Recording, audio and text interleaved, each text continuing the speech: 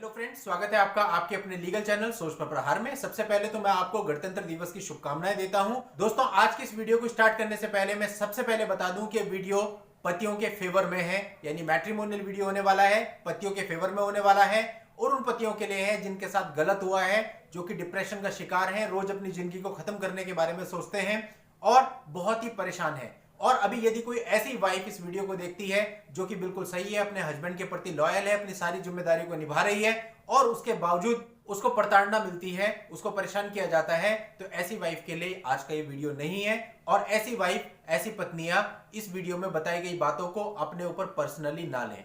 दोस्तों, समाज में जो कुछ भी होता है उसका वर्णन मीडिया में होता है। यानी कि आप देखिए, कुछ समय पहले जिस प्रकार की मूवीज बनती थी, क्या आज उस प्रकार की मूवीज बनती है? नहीं, आज की मूवीज बिल्कुल अलग होती हैं। पहले जिस प्रकार के सीरियल बनते थे, आज के सीरियल उससे बिल्कुल डिफरेंट होते हैं। पहले जिस प्रकार का मीडिया था, आज का मीडिया उससे बिल्कुल डिफरेंट है। यानी कि समाज में जो कुछ चलता है, ये सारी चीजें, ये सारे वर्ग उसका वर्णन करते हैं, उसका चित्रण करते हैं। तो हम लोग भी दोस्तों मीडिया का ही एक हिस्सा है, हम भी वही बात करते हैं जो कि समाज में चल रहा है। हमारी पर्सनल दुश्मनी किसी से नहीं है, ना ही हम लेडीज के फेवर में है, ना ही हम जेंट्स के फेवर में है। हमारे घर पे भी दोस्तों लेडीज होती हैं, इसलिए लेडीज के अगेंस्ट हम हो भी नहीं सकते, लेकिन समाज में जो कुछ चल रहा है उसको इग्नोर भी नहीं किया जा सकता, इसलिए उस पर बोलना आवश्यक है। तो इसलिए जिन भी लेडीज को मेरी बातें अच्छी नहीं लगेंगी वो वीडियो को इग्नोर कर सकती हैं, क्योंकि हमें तो अपना काम करना ही है। अब दोस्तों, मैं आपको एक कहानी सुनाता हूं, शुरू से सुनाता हूं। सबसे पहले लड़के को उसके माँ बाप ने पाला, बड़ा किया, उस पर पैसा भी खर्च किया, उसने करियर के लिए बड़ी मेहनत करी, किसी तरह से बहुत मुश्किल से उसका करियर बन पाया। और कई बार जब लड़का गरीब परिवार से या मध्यम वर्गीय परिवार से होता है तो परिवार की सारी पूंजी उसकी पढ़ाई लिखाई पर, उसका करियर बनाने पर लग जाती है। अब जब उसका करियर बन जाता है, नौकरी लग जाती है, माँ बाप को बड़ी खुशी होती है कि भाई अब लड़का बड़ा हो गया, जवान हो गया, अब इसकी शादी कर देते हैं। शादी के लिए बहुत ही उत्सुकता का माहौल होता है, लड़का भी बड़ा खुश होता है, लड़के के घर वाले भी बड़े खुश होते हैं और उसके लिए लड़की ढूंढी जाती है। अब दोस्तों, जब लड़की ढूंढी जाती है, रिश्ता तय होता है, बहुत बढ़िया माहौल घर पे होता है, उत्सुकता का माहौल होता है, और फिर शादी होती है, शादी का माहौल बड़ा उत्सुकता का होता है, सब बहुत खुश होते हैं और लड़के की शादी कर दी जाती है। अब दोस्तों, शादी के बाद एक लड़की घर में आती है। अब दोस्तों, कुछ दिन वो घर में रहती है। कई बार तो, कई मामलों में तो ऐसा देखा जाता है कि लड़की केवल 4 ही दिन घर में रहती है और उसके बाद वो लड़के को कहती है कि मुझे अपने मायके जाना है। अब लड़का बोलता है कि चल ठीक है भाई, नई नई शादी हुई है, याद आ रही होगी, वो उसको उसके मायके में छोड़ आता है। उसके बाद काफी बार बुलाने पर भी वो नहीं आती है। फिर कुछ समय के बाद वो अपने वापस ससुराल में आती है और उसके बाद वो बार बार मायके जाने की जिद करती है। अब लड़का सोचता है कि भाई मैं जॉब पे जाऊंगा, मैं शादी करके लाया था कि मेरे माँ बाप की देखभाल होगी, अगर ये बार बार हर 5 दिन के बाद, हर 10 दिन के बाद या हर महीने मायके जाती रहेगी तो ऐसे कैसे परिवार चलेगा। वो उसको मना करता है, सारी बातों को सोचते हुए कि भाई ये सही नहीं है, आप एक सिस्टम बनाइए। और जब वो मना करता है तो वो भड़क जाती है कि ये मुझे मायके जाने से रोकता है। और फिर स्टार्ट होता है मायके पे कॉल करके बताना कि उसने ऐसा किया। फिर मायके वाले कहते हैं अच्छा उसने ऐसा किया, उसकी इतनी हिम्मत, तू आ जा, हम देख लेंगे। अब लड़की कुछ नहीं देखती, वो अपने पति की भी नहीं सुनती और वो सामान वामान पैक करके अपने मायके में पहुंच जाती है। मायके वाले भी बड़े तेज होते हैं, वो क्या करते हैं कि ठीक है आइए बैठिए, अपना आराम से लड़की को रखते हैं। वो ये समझाने की कोशिश नहीं करते कि बेटा तेरा घर बसाया था, अब तेरा जीना या मरना तेरी ससुराल में है, जैसा भी है वो तेरी ससुराल में है, अच्छा हो बुरा हो कुछ भी हो, हम आकर के केवल दुख सुख में खड़े हो जाएंगे, लेकिन तेरा यहां आने का कोई मतलब नहीं है। पहले के जमाने में दोस्तों जो पेरेंट्स होते थे वो ऐसे ही होते थे, इसीलिए घर बसते थे। यदि लड़की अपने मायके चली जाती थी और वो बताती थी कि मैं यहाँ रहने आई हूँ, अपने पति से अलग होकर के आई हूँ, झगड़ के आई हूँ, तो मायके वाले कहते थे बेटा तेरी अर्थी आएगी, अब यहाँ पे वापस चले जा, जहां भी है जैसे भी है। तो दोस्तों, इसीलिए घर चलते थे क्योंकि मायके वालों का इंटरफेरेंस बहुत ही कम होता था।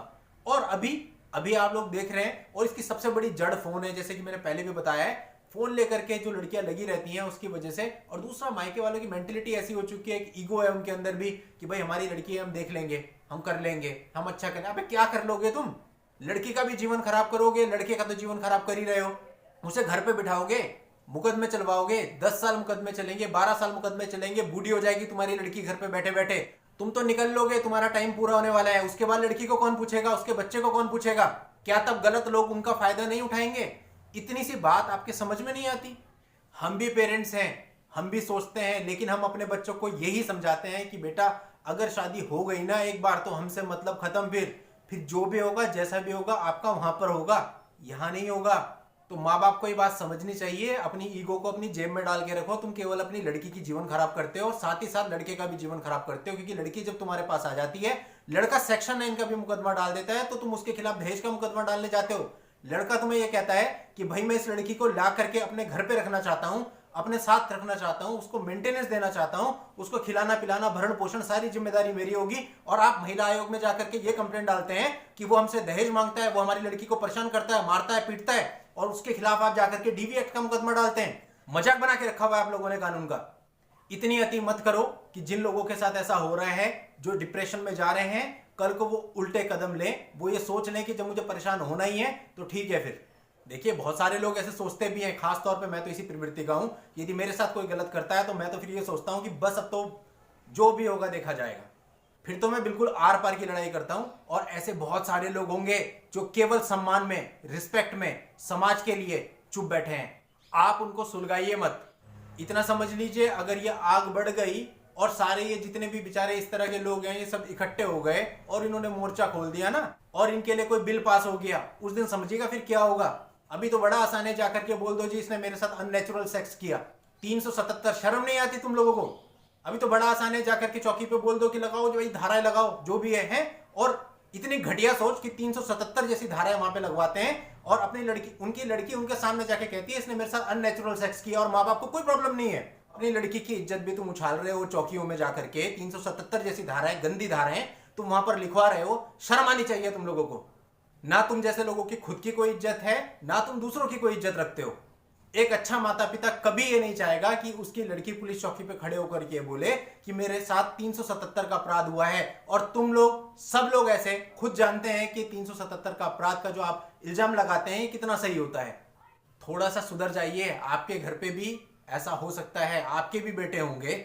कल को अगर उनके साथ ऐसा हुआ, उन पे 376-77 के आरोप लगे और तुम जिंदगी भर कोर्ट कचहरी भागोगे, तब तुम्हें पता चलेगा। और सबसे खास बात यह है कि आप लोग अपनी उम्र पूरी कर चुके हैं, अपनी जिंदगी जी चुके हैं, और जिंदगी जीने के बाद आप दूसरों की जिंदगी खराब कर रहे हैं। खुद आप निकल जाओगे। आपकी लड़की जब अकेले रहेगी, अकेले घर में, और लोग उसको परेशान करेंगे, गलत नियत से देखेंगे, तब आपको पता चलेगा लड़की की जो खुशी है वो उसके पति के साथ होती है, और उसके पति के साथ ही हो सकती है। अगर आपकी लड़की के साथ कुछ गलत हो रहा है तो आप बोलिए, तब तो समझ में आता है बिल्कुल कि भाई अगर अननेसेसरी किसी लड़की के साथ हैरेसमेंट हो रही है, आप उसके खिलाफ जा रहे हैं, माता पिता है, आपका बनता है। लेकिन बिना मतलब, केवल इस वजह से कि लड़के को फंसाना है, आप जो मुकदमों की बारिश उसके ऊपर करते हैं ना, भगवान से यही दुआ कीजिए कि ऐसे लोगों को मेरे जैसा कोई वकील ना टकर जाए। अगर टकर गया ना तो ऐसे मुकदमों की बारिश करेंगे आप लोगों पे कि महीने के 30 दिन में से हर दिन एक मुकदमा होगा, हर दिन एक डेट लगेगी, और सुबह से शाम तक कचहरी के बाहर बैठे रहोगे, उसके बाद भी दूसरी डेट नहीं मिलेगी। सिर्फ इतना ही कहना चाहूंगा, अब इन चीजों को यहीं पे रोक दीजिए, बहुत हो चुका है। ये गलत मुकदमे, ये गलत तरीके से प्रताड़ना देना, वो भी किसी के बेटे होते हैं, पूरी जिंदगी उनको पाला जाता है, अपना सारा पैसा उन पर लगा दिया जाता है, उनके लिए सपने माँ बाप ने लिए होते हैं, और इन सारे मुकदमों से उनको हार्ट अटैक हो जाते हैं, उनको बीमारियां घेर लेती हैं, और कई बार उनकी मृत्यु तक हो जाती है। आप लोगों में बिल्कुल भी इंसानियत नहीं है। इंसानियत दिखाइए, वरना ऐसे लोगों का विनाश बिल्कुल तय है। हर चीज की एक लिमिट होती है, वो लिमिट से ऊपर जब भी वो चीज जाती है तो फिर सब खत्म होता है। आप लोगों ने सुना भी होगा, कहते हैं ना, पाप का घड़ा भर गया तो टूटेगा। तो अब भर तो चुका ही है, अब इसमें और डालने की कोशिश मत कीजिए, प्रेशर बनेगा, घड़ा फट जाएगा, आप लोगों का काम हो जाएगा। दोस्तों, ये मेरा कोई लीगल वीडियो नहीं है, यहाँ केवल मैं संदेश देना चाहता था उन पेरेंट्स को जो जाने अनजाने अपनी लड़कियों का घर बर्बाद कर रहे हैं और दूसरों के लड़कों का करियर और जिंदगी खराब कर रहे हैं, कुछ नहीं सोच रहे हैं।